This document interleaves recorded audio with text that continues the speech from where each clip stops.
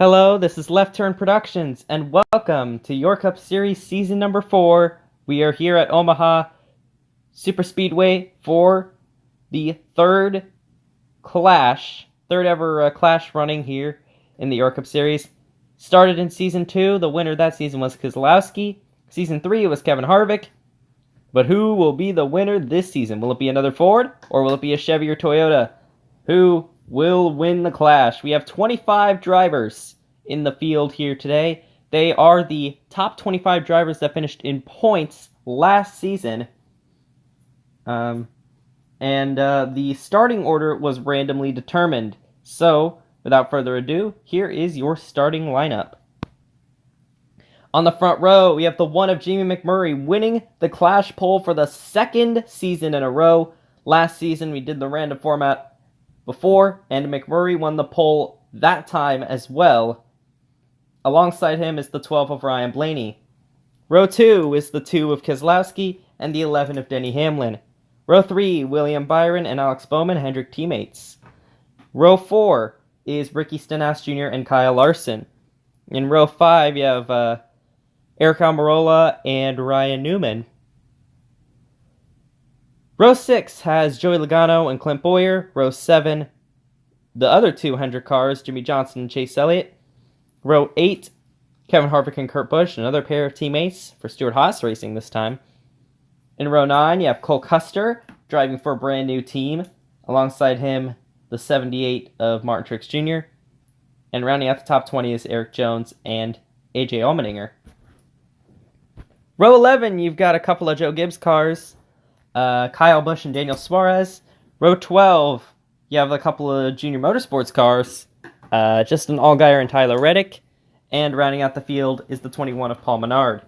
So, 5 laps around Omaha Superspeedway, which is the biggest and widest superspeedway on the schedule. Green flag is in the air. Jamie McMurray and Ryan Blaney lead them down.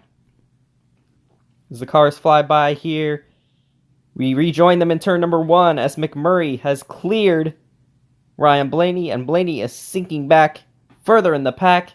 His teammate Keselowski now comes up in front of him to try to take the lead away from McMurray. Will he be able to do it going into turn number 3? And it looks like he will. He will be able to clear him here, as Keselowski is now the new leader. Your Clash winner from Season 2 is now looking to become the first driver ever to win repeat Clashes, as the 2-car comes across the start-finish line and has led the first lap of this event. Now Ryan Blaney here has come up in front of him. We got 3 wide in the pack here.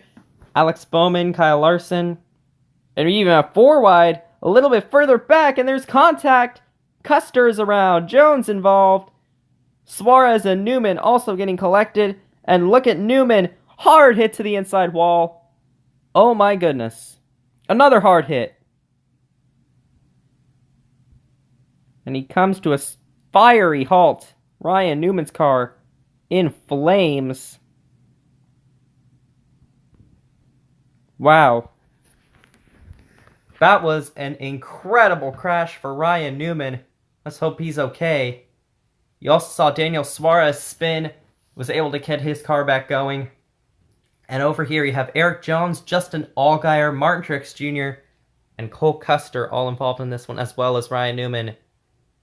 Newman is okay. He did get out of his car, so we will now go and look at the replay of our first accident of the day. Here in this frame, you can see Cole Custer on the very right, behind the 4 of Harvick. He's kind of halfway in view. And now here you can see him behind Ricky Stenhouse Jr.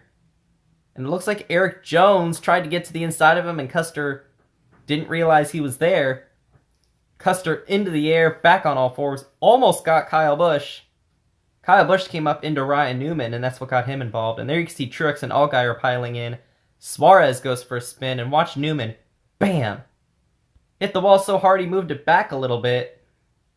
Oh, and he did the same thing for the other wall that he hit. And he hit that one head on. And the car is on fire. That was such a hard hit, but fortunately Newman is okay, as is everybody else involved in the accident. You saw Custer's car get up in the air and then land back on its wheels. Almost blew over. Fortunately did not, but all 5 of these cars you see on screen now, there you can see the workers tending to Newman there, and he is okay, fortunately. All 5 of those cars you saw on the screen are now out of the race. Custer, Jones, Newman, Truex, and Allgaier. So we did not complete lap 2, so we are going to restart on the second lap. Green flag is out. Keselowski on the outside, Blaney on the inside. He chose the outside so he could jump in front of Blaney. Going into turn 1, William Byron on the outside with Ricky Stenhouse Jr. We've seen these two in this similar predicament in the July Daytona race in the Monster Energy NASCAR Cup Series, as Stenhouse gives Byron a huge shove on the outside, and that might get Byron the lead, and there's contact. Stenhouse bumped him, and Stenhouse might be the leader, but fortunately everybody is able to keep it going. Almirola to the top side.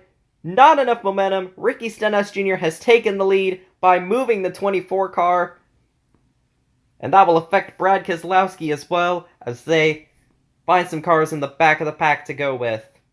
Now, Ricky Stenhouse is all by himself out there.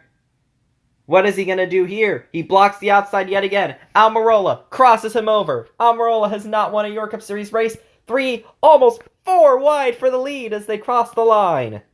Ricky Stenhouse Jr. is falling back. Ryan Blaney has gotten the lead in the mix of all of that. Now Clint Bowyer is shuffled out of line, as you see Stewart-Haas racing cars starting to get to the front. And now Blaney's opening up a bit of a gap on McMurray and Larson. Where did they come from? The Chip Ganassi racing cars. I mean, I know where McMurray came from, but Larson was just barely inside the top 10 last time I checked. And down they go underneath Blaney. They're going to make a big move for the lead. McMurray goes to the lead with his teammate in tow. You see the 2 matching Mobil 1 cars of Kevin Harvick and Kurt Busch on the high lane. Next time by, we are going to have 2 laps to go. Jimmy Johnson now to the inside. McMurray's able to block, but he loses his teammate in the process. 3 and 4 wide throughout the pack. McMurray, your pole sitter, with Jimmy Johnson, and William Byron has made his way back up to 3rd after that tremendous save on the backstretch. And up goes the 48 and 24. McMurray did not have enough time to react, and we have a big wreck. Blaney's in it. I saw Harvick, Menard, Kurt Busch, Denny Hamlin flipping over. Twice over for Denny Hamlin. Alex Bowman involved. Daniel Suarez. This wreck may be even bigger than the last one, as we see all the cars come to rest. Oh man, Alex Bowman, Daniel Suarez, Denny Hamlin, Ricky Stenhouse Jr. was involved, Kevin Harvick, Kurt Busch, and Ryan Blaney all involved in the wreck. And Denny Hamlin's car went for a tumble down the back straightaway. Let's go back and see what happened to cause this accident. Let's go back here. You can see McMurray in the lead, Johnson 2nd, Byron 3rd. McMurray pulled the move on the inside to get the lead earlier, so he was guarding the bottom. But the 48 and the 24 went to the high side and threw him off guard. Johnson was able to take the lead from McMurray, but Byron wasn't able to take 2nd in time, and here you have the wreck. Looks like Stenhouse got into the back of the 4. And then Blaney came back up the racetrack, collected Busch and Stenhouse. Larson got into the air there. He was involved. And you can see several cars. There goes Hamlin. Up and over. Yeah, you can see those. You can see Larson already took it into the garage. He knew he was not fixable. His day is done. Joey Logano, smoke trailing from the back of that car, going into pit road, hoping to get it fixed. Kyle Busch also got damage in that, as you can see him in pit road. Now let's go back and look at it one more time with a further analysis of how it started. There's the 4, first car on the outside. Behind him is the 17. Looks like the 4 drifted up the track a little bit and then chopped down into the 17, or maybe the 17 pumped him out of the way. Much like he did with Byron, but the 4 came down in the field. Nothing they could have done. Kyle Larson did a wheelie. Came back down on its wheels. Paul Menard looks like he might be okay. He just kind of spun there at the beginning. Kurt Busch almost went over. You can see the 2 of Keselowski, it looks like. Or was it the 4? Somebody flipped the 11 over. And the 2 keeps going. One more look at the Hamlin flip. Well, Keselowski didn't have any damage, so it must have been Harvick. Harvick came up the track, right into the path of Denny Hamlin, yeah. Hamlin went over Harvick, and Keselowski just kind of followed the wreck there. Joey Logano, there's where Logano got collected. And Suarez. Suarez was in the last wreck, was able to save it and not get any damage, unfortunately. Wasn't so lucky this time as he got into the inside wall. Almost in the same place where Newman hit the second time. So yeah, several cars involved in this accident. Here are all your cars out now. Larson, Harvick, Blaney, Stenhouse, Busch, Hamlin, Bowman, and Suarez all out of the race. That's 8 cars, and there were 10 of them involved in the wreck. Actually, no, there were 11. 11 cars in that accident, and 8 of them are now out of the race. So we only have 11 cars left in the race, so here we go. Green flag back in the air. Jimmie Johnson is your leader. McMurray on the outside. 2 laps of racing to go to decide who will win the clash. Johnson and Byron Hendrick teammates 1-2. Paul Menard is in 3rd place. He was just in that last wreck, and now he's in the top 5. Byron goes up to the high side following Menard. William Byron trying to get his first win. And 3 wide for Tyler Reddick. The 5 of Reddick goes to the inside. He's trying to get his first win. This is not a points race, but still, coming out of turn 4, they'll face the white flag this time, but it won't be the end of the race. They have to complete the lap under green. Reddick leads that lap. Chase Elliott in 3rd, behind Reddick and Byron. The average age of the top 3 is 21. A very interesting predicament with 3 young drivers fighting for the win, 2 of them fighting for their first. Eric Almirola going to the top side. Byron blocks. Almirola crosses over. Big wreck. Everybody's involved in it, basically. And there goes Byron up on top of Chase Elliott. Does that mean Reddick? That means Reddick will win the race as long as the caution doesn't come out. And the caution does come out. As Reddick is in turn number 4. The caution is out because William Byron is still upside down and was not able to have his car flipped over. You can also see AJ Allmendinger in the way as well. They had to throw the caution for the car upside down because he's in the way and you gotta flip him over to move him. You can see the other drivers involved there. Brad Keselowski, Chase Elliott, Eric Almirola, Jimmie Johnson. Smoke rising from underneath the hood of the 48, so he must have taken a hard hit somewhere. This race is not over. Even the caution may have came out on the last lap, but under York Cup Series rules that were instituted at the beginning of the season, this race is not over. Let's go back and see what happened in the accident. See Almirola on the top side with his teammate Boyer. Both of them have never won in the York Cup Series. You see the 10 crossing over. The 24 tried to block, overestimated it, and then overestimated again. Coming back down into the 10, collected Elliott, and basically everybody behind the 5 car got involved in that wreck. See Byron's car blew over on top of his teammate Chase Elliott. And you can see him there. He slid on his roof for the rest of the way. You see Keselowski hitting the wall down there. Allmendinger hitting the wall up there. And there's Reddick and Boyer. So Tyler Reddick may not be the winner. He has to hold on. How many cars are even left in this race? As you can see Byron's car turn turtle in the aftermath of the accident. So here you can see all the cars that were eliminated. 6 cars. I believe there are only 6 cars left in the race. You have Byron, Elliott, Almirola, Johnson, all the Hendrick cars that were left taken out, as well as Keselowski and Allmendinger. So here you go. Only 6 cars left. Only 4 without damage. So here we go. Reddick and Bowyer is basically going to be who can get the better push. Green flag in the air. Reddick is on the gas.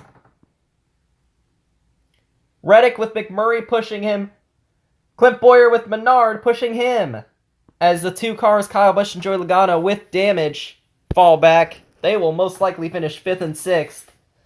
Unless these 4 wreck. Bowyer with the better push from Menard. On the high side, he has his nose ahead. Both of them going for their first wins. Reddick going for his first ever in anything in this series. Bowyer has won a duel, but Reddick hasn't won anything. Here comes Reddick on the outside, almost a car length. Could have blocked him there. Bowyer to the outside. Coming out of turn 4. It's going to be a drag race back to the line. Bowyer with the edge. It's Bowyer at the line. In a photo finish, as you see the rest of the field go by, Clint Bowyer has won this race, and let's see how he did it.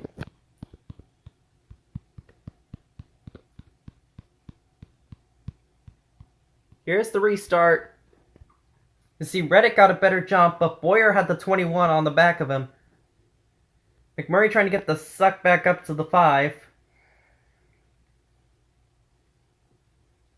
And now, it's basically who can push better, Menard or McMurray, as they try to push the 5 or 14 to the victory lane. Menard seems to get a better push off the corners, but then going down the backstretch, McMurray is able to get the 5 car ahead. Right here, Reddick could have came up and tried to chop in front of the 14 right there to break the air. But, unfortunately, the 14 got the side draft. I don't think the 5 was quite clear, and then it was just a drag race coming down turn 4. Reddick tried to make a rally there, and there is the margin, you guys. That's Clint Bowyer literally wins it by a nose over Reddick. Very entertaining finish, and Clint Bowyer gets to burn it down here today as he is your Season 4 Clash winner. Maybe that will mean that he could get his first points race win in the Euro Cup Series later in Season 4. We'll have to see here. So here are your final race results. Clint Bowyer in first. Tyler Reddick, what a heartbreak. Wasn't able to get the win. Finishes second, comes up short. Third place, Paul Menard. Pretty good run for the car who started dead last on the field. Fourth is Jamie McMurray. Fifth, Kyle Busch with front end damage. Couldn't even keep up with the pack, still got a top 5 because everybody wrecked. Sixth place, Joey Logano, the last car to finish. This is a Euro Cup Series record for fewest cars that have finished a race in the Euro Cup Series. Only 6 cars finished this one. William Byron, the first out. He had that flip on the back straightaway. 2 cars actually had flips on the back straightaway in this race. Byron ended up 7th, Chase Elliott 8th, Eric Almirola 9th, and Jimmy Johnson rounds out your top 10. And no one that you see after that will have finished the race. Brad Keselowski, AJ Allmendinger, Kyle Larson, Kevin Harvick, Ryan Blaney, Ricky Stenhouse Jr., Kurt Busch, Denny Hamlin, who went flipping down the backstretch the first time, Alex Bowman, and Daniel Suarez.